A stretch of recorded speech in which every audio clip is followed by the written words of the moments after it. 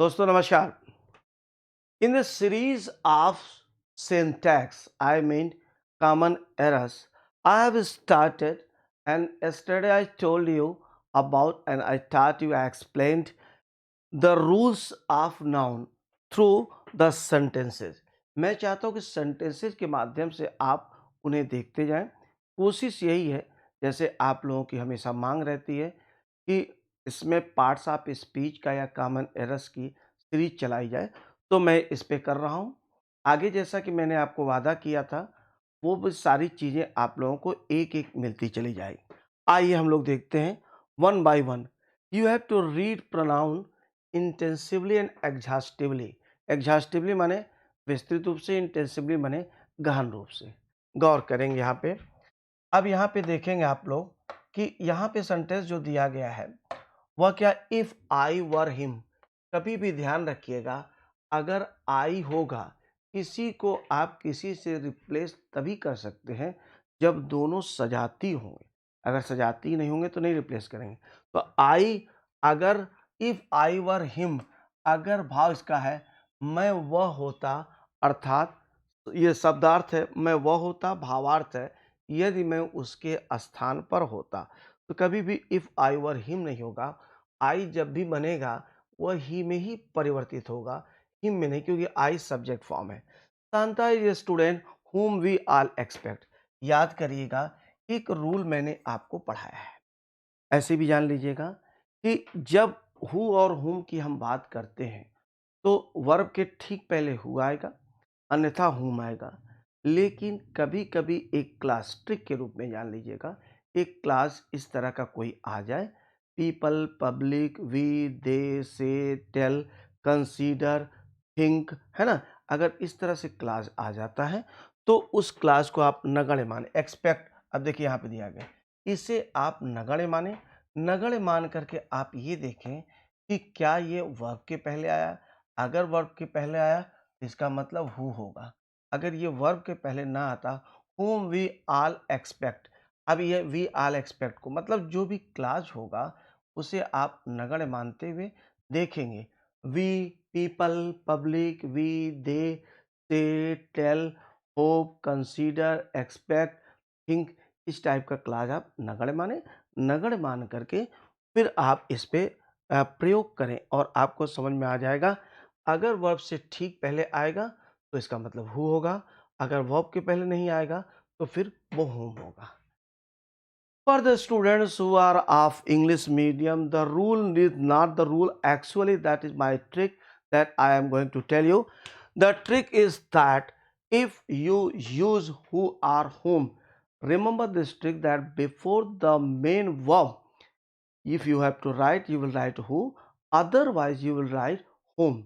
Second important thing is that sometimes in between the sentences we find some clauses like people, public, we, they, say, tell, consider, think, expect. In that case, you have to consider this clause negligible and then apply the first trick.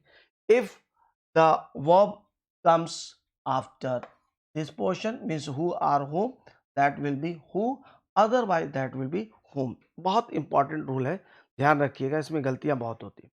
These pens are Manoj and your नहीं होगा, yours होगा। हम लोगों ने पीछे भी देखा हुआ था कि कभी भी जब आप यूज़ करेंगे तो इस बात का ध्यान रखेंगे कि पॉजिटिव एडजेक्टिव जो होता है वह हमेशा, पॉजिटिव एडजेक्टिव गौर करेंगे, पॉजिटिव एडजेक्टिव जो होता है वह हमेशा कहाँ पर आता है, वह हमेशा नाउन के साथ आता है, और जो पॉजिटिव प्रोनाउन होता है वह हमेशा अकेला आता है। Possessive adjective always comes with noun, whereas possessive pronoun always comes alone. So here yours, it will be yours. ये तो समझ में आ गया। Second important thing is that, अगली जो महत्वपूर्ण चीज है वो ये है कि ड्यू टू हिम बीइंग, एक बात और याद रखेंगे, keep one thing in your mind. अगर प्रेपोजिशन, गौर करेंगे, प्रेपोजिशन के बाद कोई चीज आई, जैसे ड्यू टू अगर हम लेकर के चलें, टू को अगर हम लेकर चलते हैं, और बल्कि रूल ये कहता है कि जब हम पॉजेसिव का यूज़ करते हैं तो ध्यान रखिएगा, जीरंड के पहले जो केस आएगा that will be positive. Gerundial form के पहले जो केस आएगा वो पॉजिटिव होगा। जैसे हम बोलते हैं I do not like your coming late, आपका मैं देर से आना। जीरंडियल फॉर्म नानी नहीं, आना नहीं पसंद करता हूँ। तो उस कंडीशन में ऑब्जेक्टिव केस नहीं होता है, पॉजिटिव केस होता है, right. One important thing is that before gerund we use possessive case, not objective case. Tricky रूप में आप याद रखेंगे कि प्रपोजिशन के बाद अगर कोई चीज आती है तो वर्ब के रूप में, तो वह हमेशा आईएनजी फॉर्म होगी, और उस आईएनजी फॉर्म के पहले अगर आपको नाउन या प्रोनाउन लगाना है तो वह पॉजिटिव केस। टू के बाद बीइंग आया है, इसका मतलब क्या हो गया? इसका मतलब कि इसके पहले जो लगेगा that will not be objective case, it will be positive case. Either Subhash or his friends, गौर करेंगे, हैव डन, हिज वर्क नहीं होगा, दियर वर्क होगा, क्योंकि हम लोगों ने पीछे के लेक्चर में देखा हुआ था। अगर आपने नहीं देखा था तो जरूर देख लीजिएगा। एग्जॉस्टिवली और इंटेंसिवली दोनों तरह से मैं पूरे पार्ट्स ऑफ स्पीच को करा रहा हूँ। सीजीएल, सीएचएसएल और तमाम एग्जाम्स आपके सामने हैं, ताकि आप उसमें बेहतर स्कोर कर सकें और बी कॉन्फिडेंट, कॉन्फिडेंट हो जाइए। राइट, सिट, सी हियर, मैंने ये बताया था either or, neither nor, not only but also. इसमें क्या होता, आर और नार, इसमें जो देखना है आपको वर्ब किसके अनुसार लगेगी, अपने निकटतम सब्जेक्ट के अनुसार। तो निकटतम सब्जेक्ट कौन हुआ? हिज फ्रेंड्स हुआ, उसके अनुसार क्या लगा? Have. At the same time preposition pronoun will also be use according to the main subject. ये वास्तविक सब्जेक्ट ये है वर्ब के लिए और आपके प्रोनाउन के लिए, तो हिज नहीं होगा, दियर हो जाएगा। लेट, कभी भी याद रखें ट्रांसिटिव और प्रेपोजिशन के बाद ऑब्जेक्टिव केस आता है। Objective case always follows preposition and transitive verb. As you know, let is a transitive verb, so let will be followed by objective case, that is me। ध्यान रखिएगा, क्योंकि let एक verb है। आप transitive verb को फिलहाल अगर बहुत नहीं आइडिया आपको, तो आप इसे सामान्य रूप से वर्ब ही समझ लीजिए फिलहाल।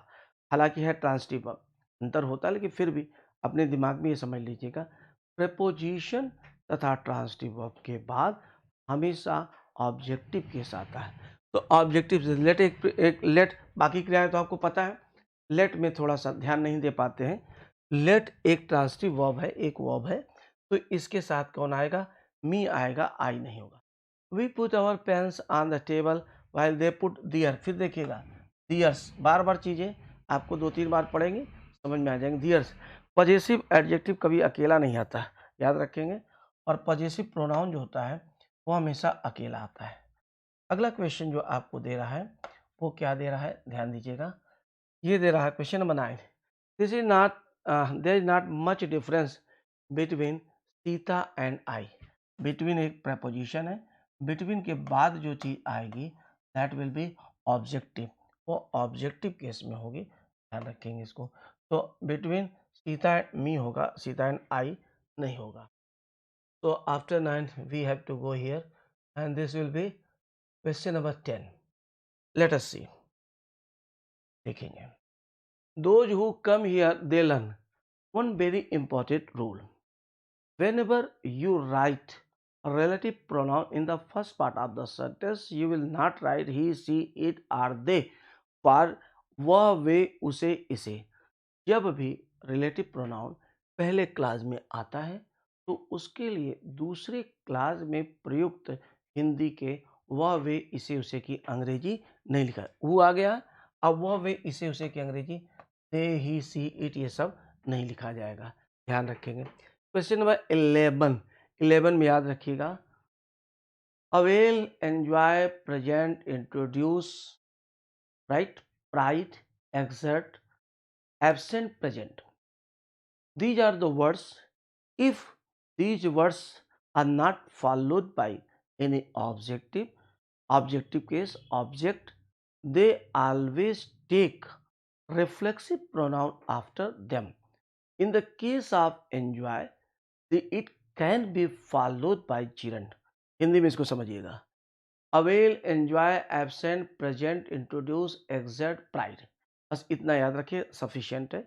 इसी से आज तक क्वेश्चंस पूछे गए हैं, अपवाद छोड़ दें।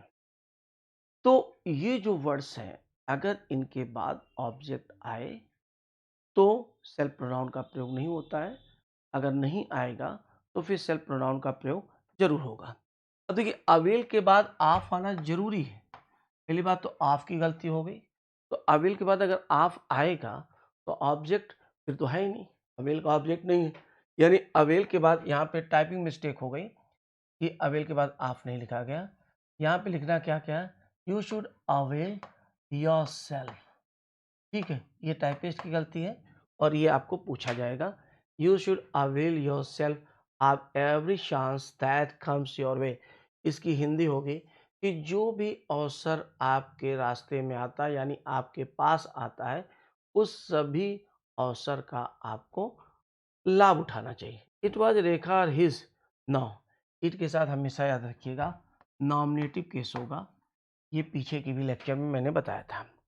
एनी ऑफ दीज टू, याद रखिए, आइदर, नाइदर, बोथ, इनका प्रयोग दो के लिए, दो से अधिक के लिए आइदर के स्थान पे एनीवन या एनी, नाइदर के स्थान पे नन और बोथ के स्थान पे आल का प्रयोग होता है। Either, neither and both are use for only two, and for more than two we use anyone in place of either, none in place of neither, and all in place of both. So here you find these two singles, that is why we have to write either, not, any or anyone. Let he and I अभी भी देखा गया था। let एक transitive verb है, let him and me, गौर करेंगे इस पे, right. Okay, now see question number 15 को हम लोग देखते हैं और यहाँ से हम देखते हैं the students of all institution are better than any other. Noun में मैंने आपको बताया, once again try to understand. जब भी आप तुलना करेंगे, तुलना हमेशा याद रखिएगा सजाती होती। Whenever you make a comparison, the comparison must be of the same class or the same group. Here you are making comparison between students of our institution and students of any other institution. In that case you have to write the students of any other institution. In place of the students you can write those also, right? तो जब तुलना कर, मेरी कलम, मैंने पीछे के lecture बताया था, फिर से एक बार बता देता हूँ, मेरी कलम आपसे अच्छी, कैसे अच्छी हो सकती है? मेरी कलम जब भी कि वो आपकी कलम से अच्छी होगी। भारतवर्ष की जनसंख्या पाकिस्तान से ज़्यादा है, पाकिस्तान से ज़्यादा हो ही नहीं सकती, क्या होगी? भारतवर्ष की जनसंख्या पाकिस्तान की जनसंख्या से ज़्यादा हो। Is it clear? समझ में आ रहा है? तो यहाँ पे आप देखें, than the students of any other institution. Okay, 16 see here, someone, somebody, no one, nobody, anyone, anybody, everyone, everybody is either, neither, are singular, and for them he family is used. But the family of one is that one is subject, one is object, one is possessive, and one self is self pronoun. Here you see one should use his नहीं होगा, that will be one's. Someone, somebody, no one, nobody, anyone, anybody, everyone, everybody, इसके साथ आप क्या करते हैं, ये singular होता है, इसके साथ ही परिवार आता है। लेकिन वन के साथ क्या आएगा, वन सब्जेक्ट होगा, वन ऑब्जेक्ट होगा, वंस पॉजिटिव होगा, वन सेल्फ जो होगा वो सेल्फ प्रोनाउन वंस हो गया। एवरी इज करेक्ट, गौर करिएगा, एवरी केवल एडजेक्टिव होता है, ईच एडजेक्टिव भी है और pronoun distributive adjective and distributive pronoun both. लेकिन एवरी नहीं होता, तो एवरी वन जब आपको सब्जेक्ट के रूप में लिखना होगा तो अब यहाँ पे every one is corrupt. Ram and my self, कभी भी सेल्फ अकेला सब्जेक्ट नहीं होता है, Ram and I, my self नहीं होगा। आगे देखेंगे, सेल्फ प्रोनाउन अकेला सब्जेक्ट के रूप में नहीं आता है। लेट अस सी, अब देखिए इसको, ध्यान दीजिएगा।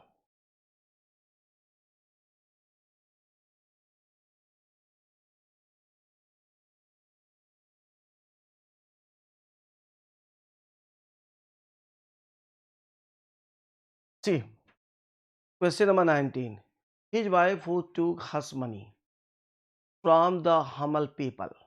अभी मैंने बताया था अगर रिलेटिव प्रोनाउन पहले पोर्शन में आ जाएगा तो बाद में ही सी इट दे का प्रयोग नहीं हो। बस सामान्य सा स्टूडेंट भी इसे समझ सकता है। खाली आप 2 बार 3 बार वर्क करिए, यकीन मानिएगा इसके बाद आप 20 बहुत बड़ी बात नहीं कहना, सब परमात्मा की कृपा है। लेकिन आप 20 साल का पेपर उठा के देखिएगा, प्रभु की इच्छा होगी तो आप मैक्सिमम चीज़ें सॉल्व कर ले जाएंगे और आपकी मेहनत हो। और मैं क्या करा पाऊँगा, बस ये है कि हाँ ठीक है, आप इसे ज़रा-सा गौर करें। तो यहाँ पे आप इसको देखें, सी हियर कि अगर हू आया है, तो बाद में ही सी इट का प्रयोग गलत है। फिर लेट आया, लेट के बाद क्या हो जाएगा? हर हो जाएगा। याद रखेंगे दोनों ऑब्जेक्टिव केस होगा। Will you play either of the three? अभी भी बताया था दैट विल बी एनी या एनीवन भी कर सकते हैं। None of these two boys, थोड़ी देर पहले बताया था नाइदर हो जाएगा, neither, it is neither. Question number 23 means 23, this marker is not yours. अब इन्होंने दिया है this marker is not yours, ये आगे दिया गया परहैप्स इट इज हर। फिर से ध्यान देंगे, मैंने क्या सिखाया आपको कि कभी भी पजेसिव एडजेक्टिव अकेला नहीं आ सकता, तो इट इज हर नहीं होगा, इट इज हर्ष हो जाएगा। हिमसेल्फ थोड़ी देर पहले बताया था, just before some time I thought you that self pronoun cannot come alone as subject, means reflexive pronoun can never come alone as subject. कभी भी हम नहीं बोलते myself can do it, no, I can do it, I myself can do it, I can do it myself. But self pronoun, अब यहाँ पे himself is a teacher नहीं, he is a teacher या he himself is a teacher, ये कह सकते हो। Any worker who refused to do this work will be, any आया है, एनी के साथ हु नहीं लगेगा, दैट लगेगा। अब दैट का जरा रूल जानिएगा, याद करिएगा, all, little, few, any, no, much तथा, ध्यान रखिएगा द ओनली आने पर हम लोग हु हुम विच के बदले दैट का प्रयोग करते हैं। Any worker that, it is him, it के साथ बताया गया था हमेशा नॉमिनेटिव केस आएगा, इट इज ही। 26 के बाद अब आप देखेंगे आप लोग 26 फिर है इधर 27, see it. I don't like which you told. जब भी आपको लिखना होगा यहाँ पे भाव क्या निकल रहा, वाट। मैं वो चीज़ नहीं पसंद करता हूँ जो कुछ तुमने लास्ट नाइट को मेरे पिताजी से कहा, कल रात को मुझे मेरे पिताजी से कहा। यहाँ पे एक बात समझेंगे, रिलेटिव प्रोनाउन के रूप में केवल 2 रिलेटिव प्रोनाउंस ऐसे होते हैं जो विदाउट एंटीसीडेंट आते, यानी विदाउट पार्टनर आते। कौन कौन से? एक वाट है और दूसरा प्लस इभर, हु इभर, हुम इभर, विच इभर, बस। अदरवाइज चाहे विच हो, चाहे हु हो, चाहे हुम हो, चाहे हुज हो, ये जो है रिलेटिव्स ये विदाउट इंसिडेंट नहीं आ सकते। जैसे कि हम बोले जो लड़का यहाँ आता है वो अंग्रेजी सीखता है, हु कम, जो आता है यहाँ अंग्रेजी सीखता है, who comes here learns English नहीं हो सकता। The person who comes here, one who comes here, he who comes here. अब इसी प्रकार से I don't like the thing which कर सकते हैं, या द थिंग विच की जगह पे हम सीधे वाट, वाट माने जो कुछ होता है। Geeta as well as her friends, जब एज वेल एज आप लिखते हैं तो उसमें पहले वाला ही मेन सब्जेक्ट, क्योंकि पहले वाला ही मेन सब्जेक्ट मैंने बताया था उसी के अनुसार वर्ब लगती है और उसी के अनुसार आपका प्रोनाउन लगता है, हर सेल्फ हो जाएगा। अगला द पर्सन विच, याद रखिएगा इंसान के लिए विच नहीं लिखते हैं, इंसान के लिए हु, इंसान के लिए हु हुम हुज का प्रयोग होता है। निर्जीव तथा जानवर के लिए विच, सब्जेक्ट ऑब्जेक्ट दोनों होगा। हु ऑफ विच जो होता है वो पॉजिटिव होता है। दैट सबके लिए लगता है, इंसान, निर्जीव, जानवर है, सबके लिए लगता है। कंडीशन बताई थी, this is the same boy, same के साथ एज का प्रयोग होगा और सेम के साथ एज का प्रयोग याद रखेंगे। दैट का भी प्रयोग होता है अगर मान लीजिए केवल, गौर करेंगे अगर केवल सेम के साथ एज पे ही अगले शब्द पे अगर सब सेंटेंस खत्म हो जाए, मतलब विदाउट वर्ब होगा तब तो एज ही लगेगा। अदरवाइज एज और दैट दोनों का अंतर ये होता है कि दैट का मतलब होता है हूबहू वही, और एज का मतलब वैसा ही। That is the difference. Now see, Ram was a singer whom we all expected. फिर आ गया वी ऑल एक्सपेक्टेड, राइट। अगर वी ऑल एक्सपेक्टेड आपने बोला है, इसका मतलब क्या हो गया कि ये हम लोगों का क्लाज है। ये क्लाज नगड़ हमने माना, नगड़ माना तो हमने यहाँ पे प्रयोग किया, तो कौन आ गया? उड।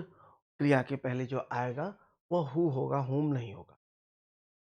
Once again, see the question number 32. That is, you should inform your chief about all those events.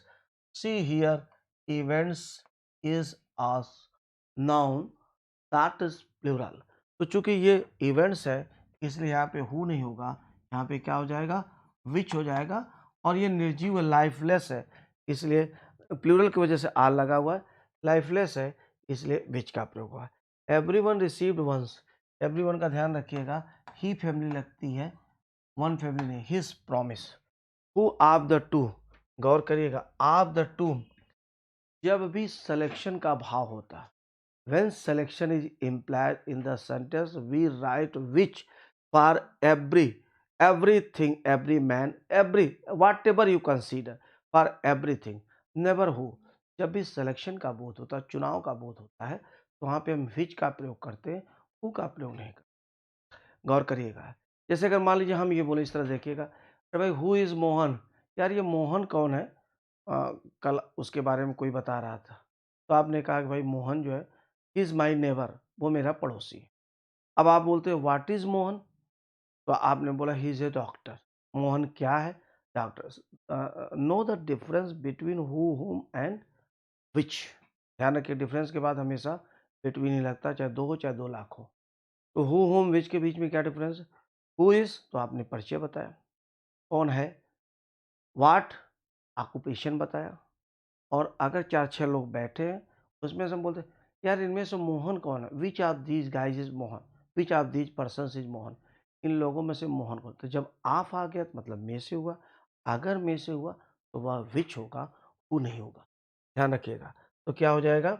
Who of the two. No, this will be okay, we have to see which of the two, which of the two is making invoice। यहाँ पे कुछ is आवाज कुछ भी हो सकता है। Okay, तो विच हो गया, हु की जगह पे आपने क्या लिखा? विच लिखा। ध्यान से समझते जाइएगा। अब हम लोग चलते हैं नेक्स्ट क्वेश्चन की तरफ।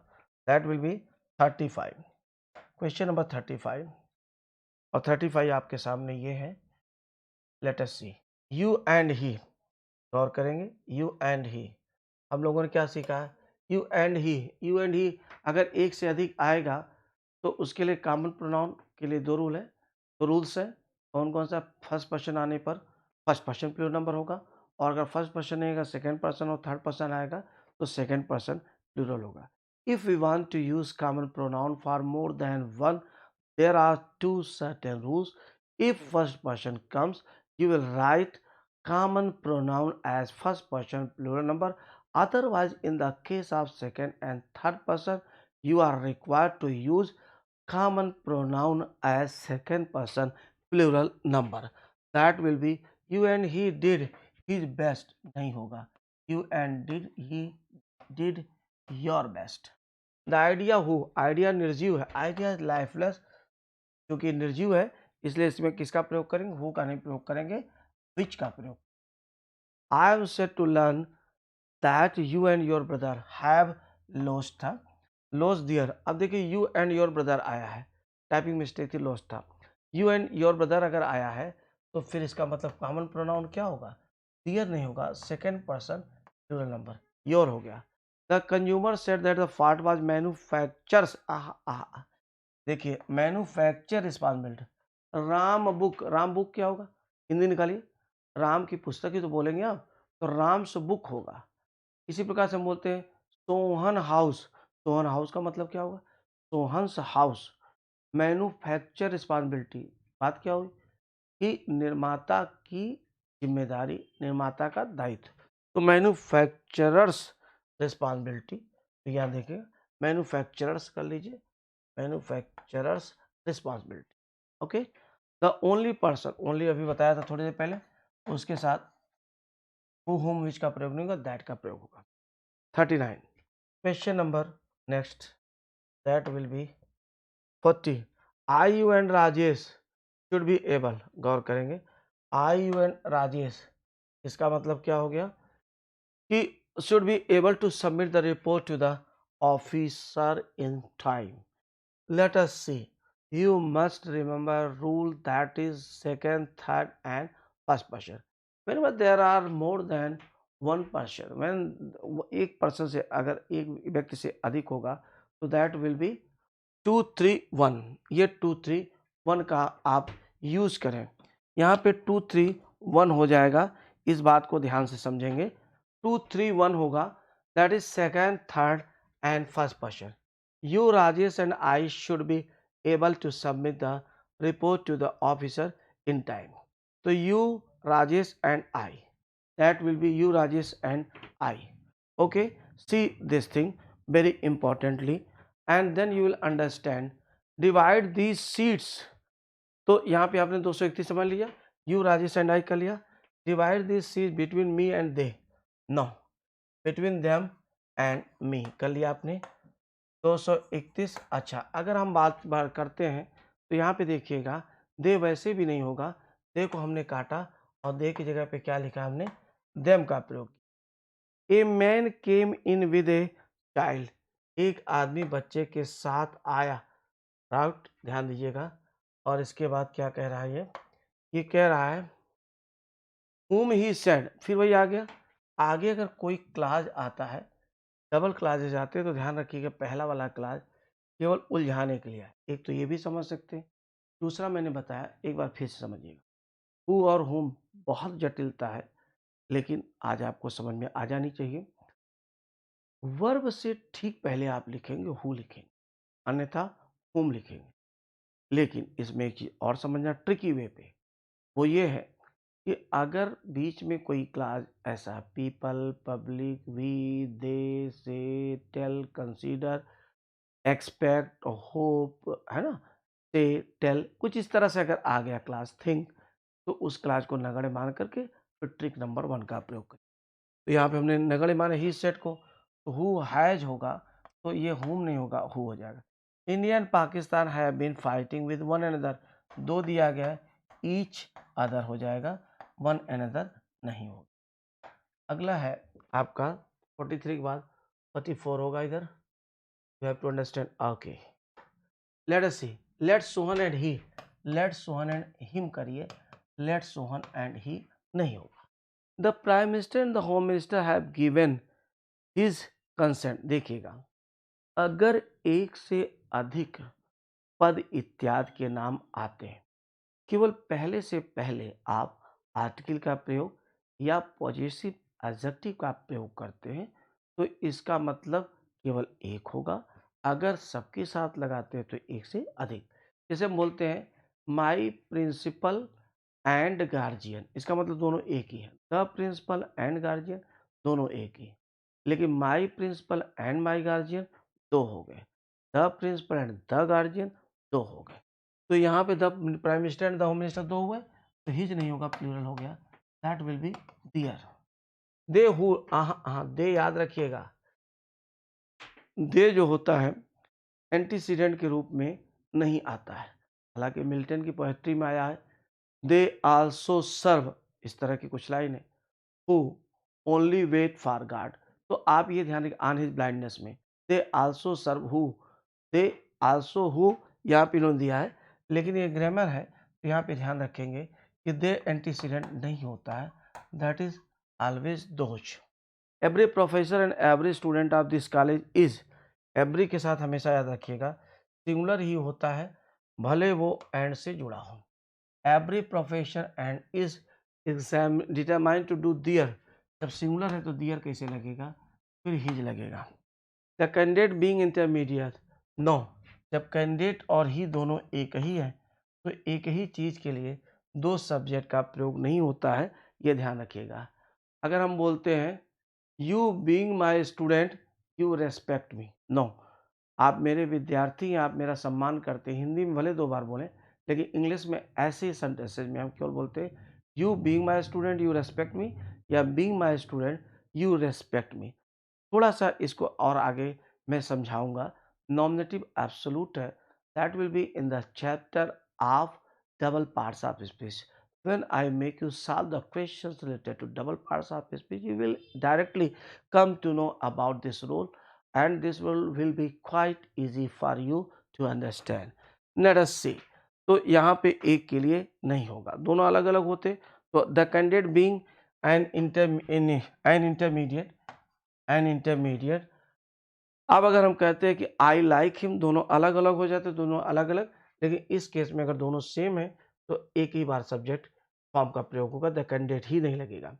The Saraswati is a river whose, यहाँ पे बड़ा मज़ेदार एक चीज़ है, वो चीज़ ये है कि निर्जीव के लिए हम लोग पॉजिटिव के रूप में हुज आप विज का प्रयोग करते हैं और इंसान के लिए हम हुज का प्रयोग करते हैं। लेकिन उसमें एक रूल है और एक्सेप्टेड रूल है ये कि निर्जीव के लिए भी हम पॉजेसिव के रूप में हुज का प्रयोग कर सकते हैं। तो उस रूल को फॉलो करते हुए ये जो हुज है वो सही है। हालाँकि बेटर होता अगर हम हुज की जगह पे ऑफ व्हिच लिखते तो यह बेटर होता। लेकिन हुज भी निर्जीव के लिए प्रयुक्त होता है, ये इंटरनेशनली रिकॉग्नाइज्ड है। हर शानदार बुक जो है बुक्स जितनी भी हैं उसमें लिखा हुआ है, don't worry. Have you any objection to your office, ठीक है, तो यहाँ पे कोई गलती नहीं है, नो एरर है। Have you any objection to सही है, नो एरर। उम्मीद कर रहा हूँ कि आपको बहुत अच्छे समझ में आ रहा होगा। बहुत धीरे धीरे मैं पढ़ा रहा हूँ, कोशिश यही कर रहा हूँ कि सारे रूल्स कवर हो जाए। So I hope that you must understand all these rules very well, and I am just working hard in the direction to make you understand and revise the rules that have been either taught by me or in the books, right? Thank you very much.